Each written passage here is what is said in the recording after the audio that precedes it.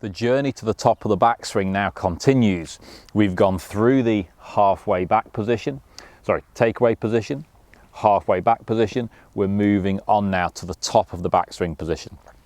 And this is one of those positions that I wouldn't ever give anybody a hard and fast position that they must get to all the time, because golfers are all made up so differently, different body types, different body shapes, flexibility, age, injury profile, and all that sort of jazz.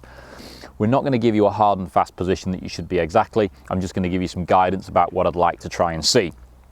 So, takeaway, halfway back. Keep going on that journey as far round as you feel comfortable doing.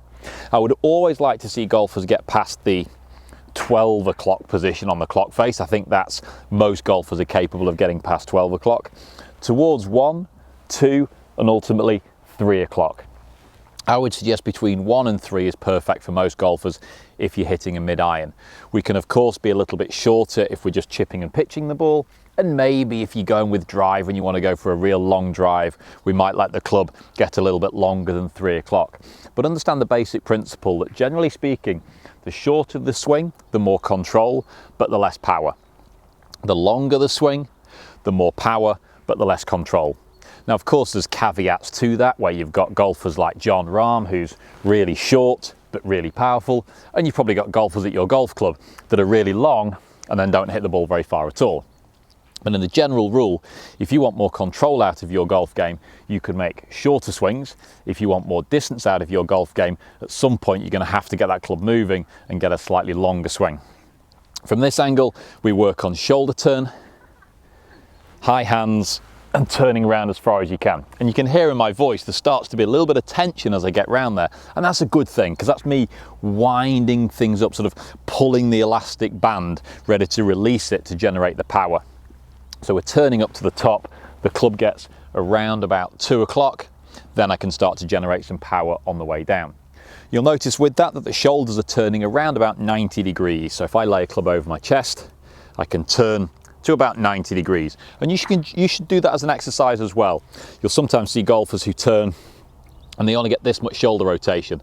Now, unless you've got an injury or back problem, we'd try and get round to 90 degrees if possible. And then likewise, releasing that shoulder rotation through in the follow through, which we'll cover in another video in a second. So big shoulder rotation, stretch back with the hands and arms, little bit of wrist hinge around about 2 o'clock, and then delivering that club down with a good amount of power. Now, another way of you looking at your backswing position would be this angle. And I think we're all used to seeing the classic position where the club sits just here. It's high in the air. It's parallel to the intended target line, parallel to the floor.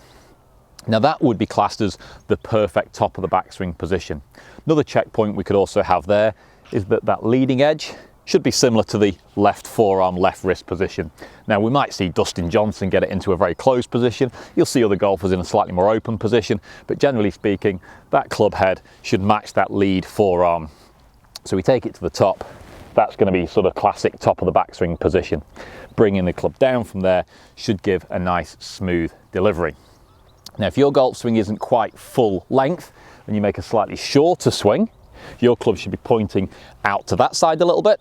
And if you make a longer swing, your club should be pointing across the line slightly this way.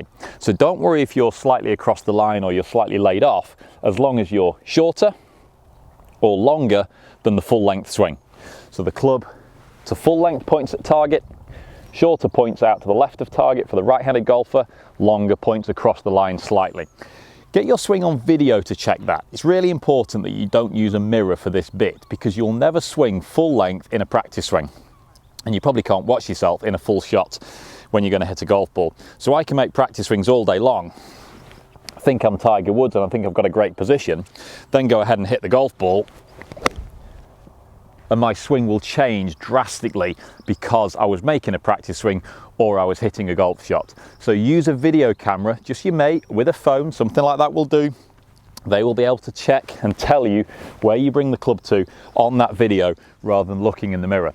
And hopefully using that tip, using that video camera should help you understand better the top position of your backswing.